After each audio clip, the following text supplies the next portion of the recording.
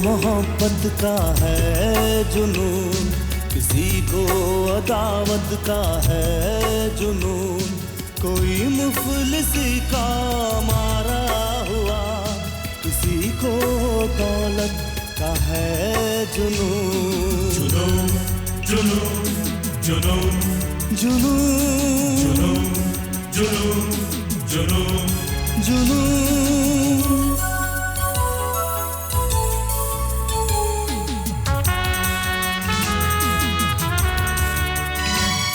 न जाने ये कैसी है दीवानगी कि कांधे पे लादे हुए जिंदगी, भटकता हूँ मैं बेसबब बेनिशान, मेरे साथ है मेरी आवारगी।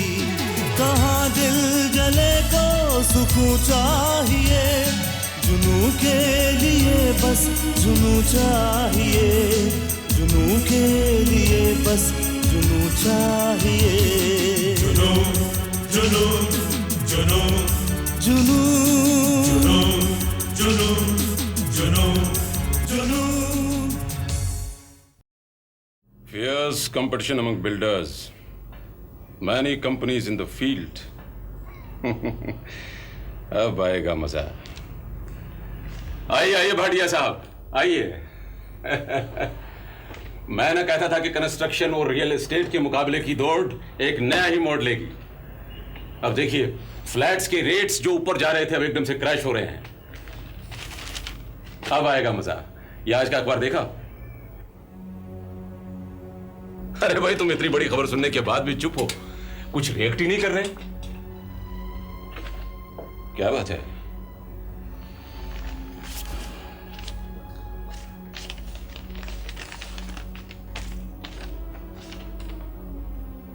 लो ये तो तुम्हारा काम हल्का हो गया और तुम यूं मुंह लटकाए बैठे हो। इल्जामात आपने पढ़े? अरे भाई तुम इतने बड़े वकील हो फिर भी अनाड़ियों की तरह बात करते हो। भाई उसे तलाक चाहिए, तलाक। और अपना केस मजबूत करने के लिए उसके वकील से जो कुछ बन पड़ा उसने वो सच्चे झूठे सब इल्जामात इस नोटिस में शामिल कर दिए। लेकिन उससे ये इल्जामात साबित भी तो करने होंगे। जब तक वो ये इल्जामात साबित नहीं करेगा वो ये केस जीत नहीं सकता। मेरी तरफ से तो कोई रुकावट नहीं। अगर वो मेरे बेटे को मेरे हवाले कर देती है तो मैं कल क्या आज अभी इसी वक्त उसे आजाद कर दूंगा। लेकिन जब तक वो मेरे बेटे को मेरे हवाले नहीं करती मैं उसकी नींद हराम कर दूंगा। तो आओ अभी इस नोटिस का जवाब लिखते हैं। हमें तो वापस उल्टे इल्जाम लगाने चाहिए जिससे उसकी इन झूठी तोहमतों की असलियत सामने आ जाए। वो जहनी मरीज है, बदचलन और बेवफा है, अडल्ट्रस तो है ही, और साथ ही साथ उसे बेतहाशा पीने की आदत भी है। इन सब ऐबों की वजह से उसके पास बच्चे की जान को हरदम खतरा रहेगा। हमारा केस तो मजबूत है और लेट्स मेक इट ड्राफ्ट। नहीं अधिकारी साहब, जल्दी क्या है? उसने पहल की है ना, मैं भी उसे तड़पाऊंगा। देंगे जवाब, जरूर देंगे। मुझे तो तुम्हारी मां की फिक्र है, वो जहनी तौर पर पहले ही बहुत परेशान है। मां तो अब सब समझती है। पहले तो वो अग्रवाल साहब से मशवरा करना चाहती थी, किसी तरह कोई समझौता करना चाहती थी, लेकिन अब वो कहती है कि किसी तरह बेटे को ले लो और इस रिश्ते को ही खत्म कर दो। हाँ, होना भी यही चाहिए। फिर इंसानियत का तकाजा भी यही है कि इस नोटिस की बात अग्रवाल साहब के कानों तक पहुंचाई जाए। मुझे तो उन पर रहम आता है। वो इतने शरीफ इंसान है कि मैं क्या कहूं, लेकिन ये काम मुझसे नहीं होगा। ये तो आपको ही करना होगा। ठीक है, मुझे ये काम करने में कोई परेशानी नहीं होगी। ये कोई बात हुई कि हम उसे नोटिस भेजें और वो जवाब ना दे? वकील साहब, आप इसका फैसला अदालत में क्यों नहीं करवाते? आप बड़े बड़े मुश्किल झगड़ों के फैसले करा चुके हैं। ये एक मामूली तलाक का मामला है। आप कह चुके हैं आपको जो कहना था। के साहब, डाइवोर्स के कुछ कायदे कानून हैं और जब तक वो पूरे नहीं होते तलाक नहीं मिल सकता। और उसके बाद भी वक्त की एक मुकर्रर मियाद के बाद ही आप मिनी जी से शादी कर सकते हैं। इस शादी की बात कहां से आ गई बीच में? दुनिया जहां के डाइवोर्स के केस खड़े हैं के साहब, क्या मैं इतना भी नहीं जानता? आप जो मर्जी बात लीजिए, उससे मेरी कोई गरज नहीं। मैं सिर्फ इतना चाहता हूं कि जल्द से जल्द कानूनी कार्रवाई पूरी हो। मुझे अगर शादी करनी होती तो मैं आज कर लेता, और आपका कानून मुझे रोक नहीं सकता। देखिए, ऐसा करना जुर्म है, आप ऐसा नहीं कर सकते। ठीक है, आप जाइए और अपना काम पूरा कीजिए, जाइए। As you wish।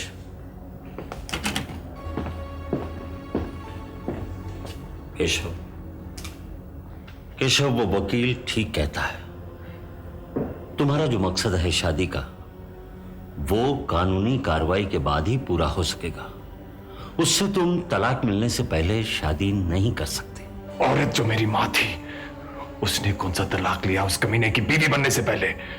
उसने उस मर्द के साथ शादी नहीं की थी, भाग गई थी उसके साथ।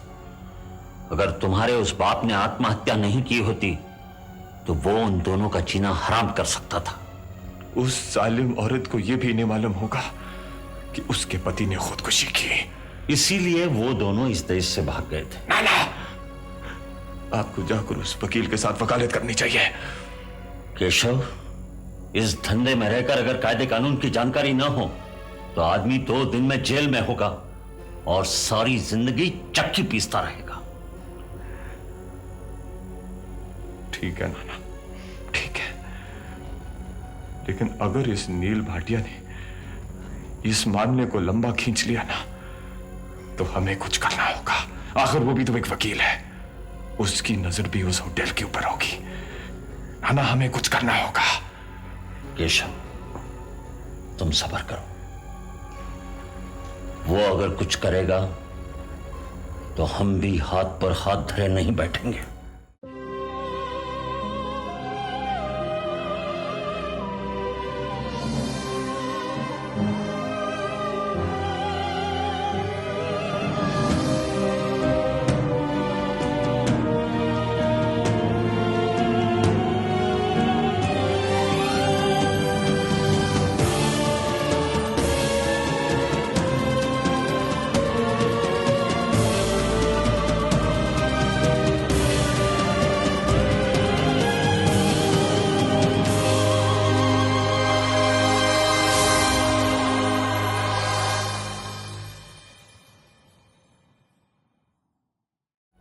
तेरा गुल्लू गुल्लू गुल्लू गुल्लू। बेटा, अब कब तक मैं तुम्हें गुल्लू गुल्लू कहकर पुकारता रहूंगा? तेरी माँ को फुर्सत ही नहीं मिलती कि तेरा नामकरण करे, और तेरा बाप भी रूठ कर बैठा हुआ है। अब तेरा ये अपाहिज नाना करे तो क्या करे? साहब जी, अधिकारी साहब नीचे बैठे आपका इंतजार कर रहे हैं। उन्हें ऊपर ले आओ, उनसे क्या तकल्लुफ। जाओ। जी। लाइए साहब जी, आप थक गए होंगे, बाबा को अंदर ले जाओ। हाँ ठीक है, ले जाओ। मैं वाकई थक गया हूँ, ले जाओ संभाल के।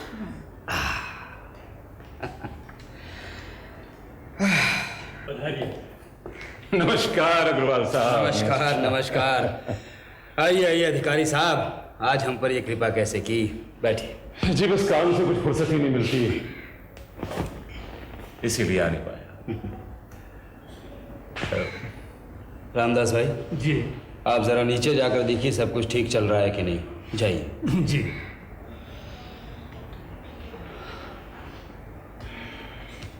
आप बहुत टेंस दिखाई दे रहे हैं, क्या बात है? बात ही कुछ ऐसी है अग्रवाल साहब, मैं लाख कोशिश करने पर भी अपने आप को संभाल नहीं पाता। मिनी ने जरूर कोई गलत हरकत की होगी, और क्या? जी, उसने नील को तलाक देने के लिए अपने वकील से यह नोटिस दिलाया है। उसने नील पर इसमें ऐसे ऐसे इल्जाम लगाए हैं जिन्हें मैं बयान नहीं कर सकता। आप पढ़िए तो। हाँ? क्या पढ़ूं अधिकारी साहब, क्या पढ़ूं?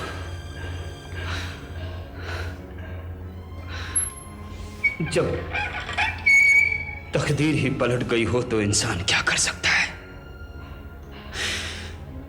विनाश काले विपरीत बुद्धि, ये लड़की इतनी खुद मुख्तार हो गई है अधिकारी साहब कि इतने बड़े फैसले में अपने इस बूढ़े बाप से मशवरा तक करना जरूरी नहीं समझती। अब ये तो होना ही था अग्रवाल साहब। चलो अच्छा हुआ कि ये नोटिस उसकी तरफ से ही आ गया। अब मैं आपके पास इसलिए आया हूं कि आपसे ये कह सकूं कि भरी अदालत में एक दूसरे पर कीचड़ उछालने से बेहतर यही होगा कि आपस में बातचीत की जाए और किसी फैसले पर पहुंचा जाए, और यही सबके लिए अच्छा भी होगा। ये क्या हो गया अधिकारी साहब, क्या हो गया? इसमें नील का कोई दोष नहीं है अग्रवाल साहब। उसने तो उगली मक्खी को निकलने की कोशिश की थी, लेकिन हालात फिर भी नहीं सुधरे। बेहतर यही है कि यह रिश्ता यहीं पर खत्म हो जाए, और ऐसा बहुत आसानी से हो सकता है अगर आप मिन्नी को इस बात के लिए राजी कर दें कि वो इस बच्चे को नील के हवाले कर दे। ऐसा करने से एक ही सुनवाई में अदालत में तलाक का फैसला भी हो सकता है। ये कैसी शर्त रख रहे हैं आप अधिकारी साहब? एक दूध पीते बच्चे को उसकी मां से कैसे अलग किया जा सकता है? और मिन्नी ये कैसे मानेगी? वैसे ही जैसे डॉक्टर के पास इस बच्चे को जन्म देने से पहले ही वो इससे मरवाने गई थी। क्या मिन्नी अबॉर्शन के लिए डॉक्टर के पास गई थी? जी।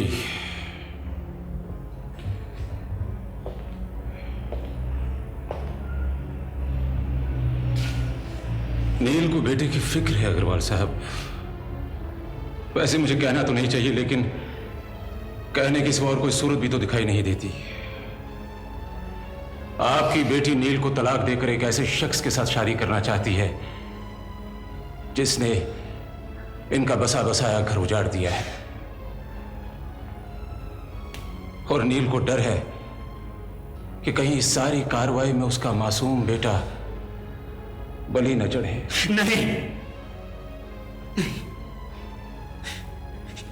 ये मेरा नवासा है और मैं इस पर किसी तरह की आंच नहीं आने दूंगा। और सुन लीजिए अधिकारी साहब, तलाक हो भी जाए फिर भी मैं मिनी को दूसरी शादी नहीं करने दूंगा। आप ये जाकर नील को कह दीजिए, उसका रिश्ता इस बच्चे की वजह से मेरे साथ तब तक बंधा रहेगा जब तक मैं जिंदा हूं। ठीक है, आप जैसा मुनासिब समझें करें।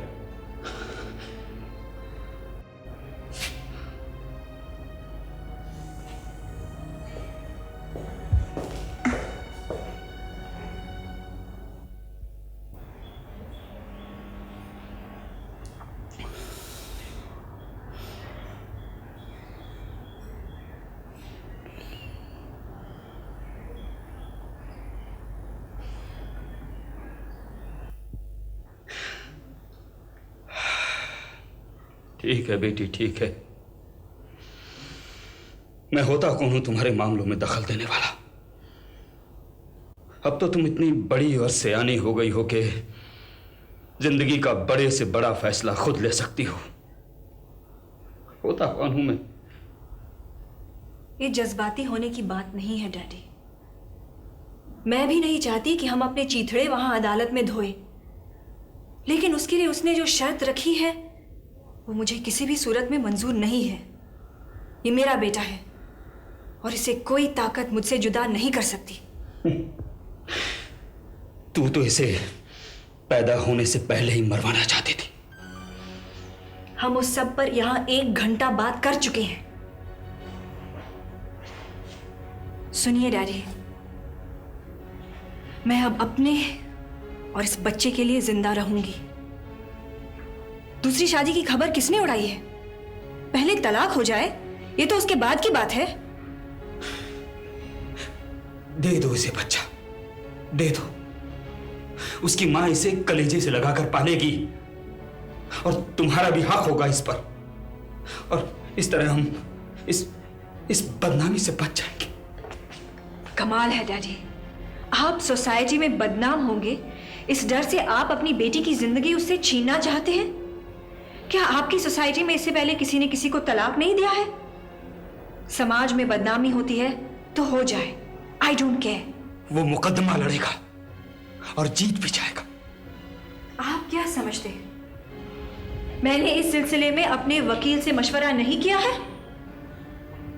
वो किसी भी कानूनी रूह से इस बच्चे को मुझसे छीन नहीं सकता, वो ये जानता है, और इसीलिए उसने आपके पास अधिकारी को भेजा था कि शायद आपका दिल पसीज जाए और आप मुझसे उसकी बात मनवा लें। मालूम नहीं कौन सी कयामत आने वाली है। कोई कयामत नहीं आने वाली है। आप आराम से बैठिए और मुझे इस मसले को एक ही बार तय करने दीजिए। अब आप जाइए डैडी प्लीज, रात के 2 बज चुके हैं। सुबह जल्दी जाकर मुझे होटल के काम में लग जाना है। मैंने अभी तुम्हें होटल का चार्ज नहीं सौंपा है। तब चार्ज संभालना जब तुम अपने इन जमीरों से फरागत हासिल कर लो, या जब मैं मर जाऊं।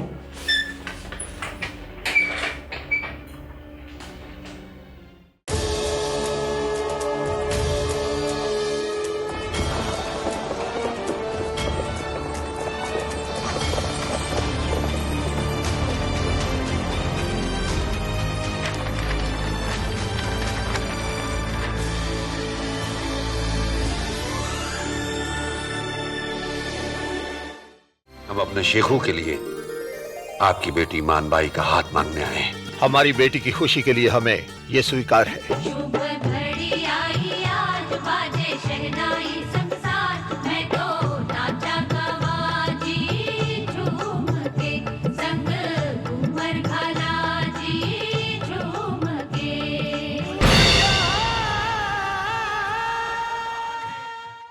ये क्या हो रहा है मैनेजर साहब? ये एडी बिल्डर्स कौन है जो हमारे इलाके में इतने सस्ते फ्लैट्स ऑफर कर रहे हैं? कौन है ये? कुछ पता नहीं चल रहा है सर। इससे तो हमारे मार्केट पर बुरा असर पड़ेगा। शक तो मुझे हो रहा है, लेकिन उसे लोहा पिघलाने से इतनी फुर्सत कहां कि वही गारे में आकर फंसेगा। आप किसकी बात कर रहे हैं सर? हाँ? नहीं नहीं, किसी की नहीं।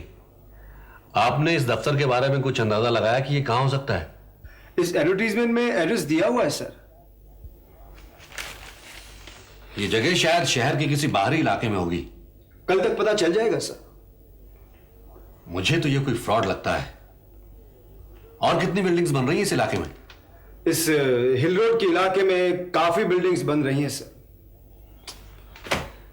इस तरह से तो अच्छे खासे तेजी से चढ़ते हुए भाव भी गिर जाएंगे, पिट जाएंगे हम लोग।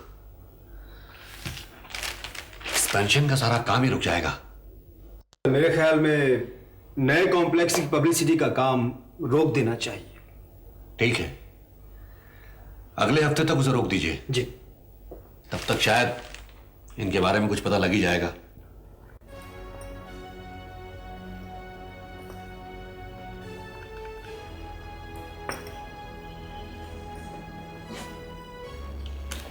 सर, ये डेप्रिसिएशन कैलकुलेट करने के बाद ये सब हिसाब लगाया गया सर।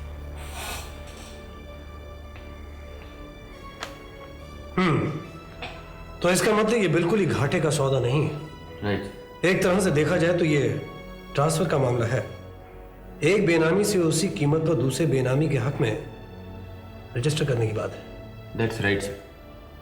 सर, कल जब मैंने आपका नोट गौर से पढ़ा तो उसके बाद मुझे आपकी कैलकुलेशन पर अरश्क होने लगा। सर, मैं भी एक जमाने का MBA हूं और अपनी जिंदगी का तजुर्बा और सारी ट्रेनिंग के बावजूद भी मैं ऐसी स्कीम नहीं बना सकता था। आपको तो अच्छी तरह मालूम है जोशी साहब कि मैं जहां तक हो सके ईमानदारी से मुकाबला करने के हक में हूं। आपने देखा कि ये सारे फ्लैट्स में से ज्यादातर फ्लैट्स एक एक कमरे के हैं, और मैं कुछ दिनों के बाद ये सारे के सारे फ्लैट्स उन्हीं मजदूरों के नाम कर दूंगा जिनके नाम ये मैंने पहले खरीदे थे। लेकिन सर, हमने इन फ्लैट्स में इतना रुपया लगाया है, वो तो डूब जाएगा। इस पे यूनियन लीडर से बहुत पहले बात हो चुकी है जोशी साहब। ये सारी की सारी रकम बहुत मामूली सूद पर उनको कर्जे के तौर पर दी जाएगी। इससे हमारे 2 काम हो जाएंगे। एक तो राजवंश बिल्डर्स की बिल्डिंग्स पर हमारा कब्जा हो जाएगा, और दूसरा हमारे कई मजदूरों को रहने की जगह मिल जाएगी। उनकी अपनी जगह है। That is really very fantastic sir. तो मैं मैनेजर पर्सनल से लिस्ट बनाने के लिए कहूं? अभी ना कुछ करने की जरूरत है और ना किसी से कुछ बताने की। आप इस सिलसिले में किसी से भी बात नहीं करेंगे। पता नहीं आजकल मेरा हर पासा उल्टा क्यों पड़ रहा है। पासा तो सीधा भी पड़ेगा राजा साहब। आप घबराते क्यों हैं? ऊपर नीचे, नीचे ऊपर, यही तो जिंदगी है।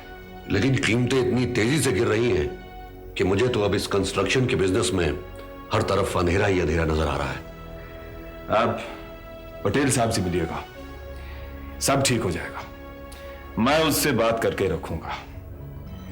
आपको अगर इससे कम कीमत पर लोहा सीमेंट मिलेगा तो फिर आप उस बिल्डर से भी कम कीमत पर अपने फ्लैट्स बेच सकेंगे।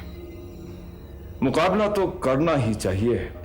और फिर आप तो शेर हैं और शेर तो शेर होते हैं राजा साहब। आप बस पटेल साहब से मिलिएगा, वो बहुत पहुंची हुई चीज है। इस बार तो आपको मेरे साथ चलना पड़ेगा, तभी बात बनेगी। वैसे कीमत गवर्नमेंट ने मुकर्रर की है, वो उसे कैसे कम कर सकते हैं? वो कुछ भी कर सकते हैं राजा साहब। आपको अंदाजा नहीं कि उसकी उस अंडे जैसी खोपड़ी के अंदर किस तरह का बीजा है। और फिर मैंने कहा था ना कि मैं बात करके रखूंगा। और रही बात केके की, तो वो अपना उसूल नहीं तोड़ सकता। वो किसी के घर पे नहीं जाता।